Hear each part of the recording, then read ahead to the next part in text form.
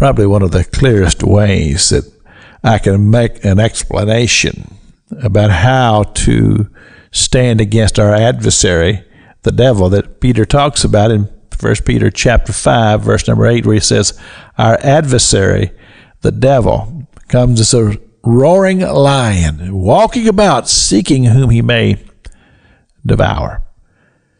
And as I said, I think probably the best way that I can explain it to you is in a sports analogy. Because I've seen this and I've heard about this many, many times. Coaches, they're coaching a team, maybe football or basketball, and they have lots of talent on their team. And but they're losing games. They're losing ball games. And I've heard about how that a coach will finally just become so exasperated with his team because he said they should be winning, but they're not. And he'll sit them down and he'll talk to them very sternly about, look, you may not like everything that you see here, but if we don't come together as a team, we're not going to win. And he would say, I'm looking for players that's ready to buy in to what I'm trying to explain to you and what I'm trying to teach you and what I'm trying to instruct you. Buy in. In other words, either you're going to become 100% committed to what we're doing here.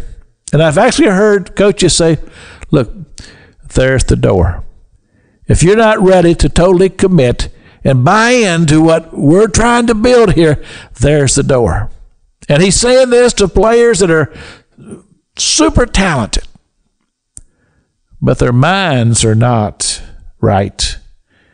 And they haven't understood the concepts of what it takes to win. And a coach would just say, just head on out the door. And I've heard that there have been times when coaches have done this approach and it struck. And the team totally turned around and stopped losing and start winning. Well, a lot of times as a pastor, I want to say this to the church. Not necessarily my church, but just the church of the Lord Jesus Christ. I want to say, look, we got to buy into this thing. Because we have an adversary, the devil, who's walking about seeking whom he may devour. And our young people are being caught up in these things. I tell you what, it just breaks my heart.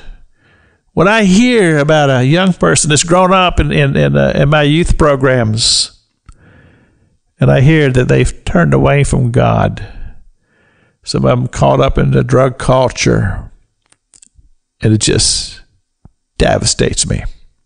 I'm just crushed about all the young people who've grown up in our churches, that when they get older, they go off to these universities and colleges and they walk away from the faith.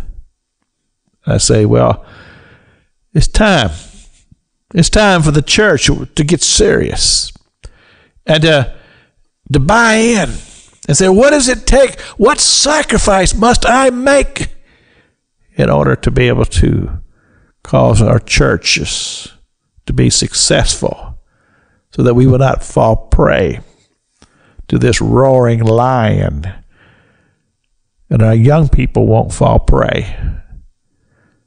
This is Pastor Jack King with the gospel on the radio broadcast.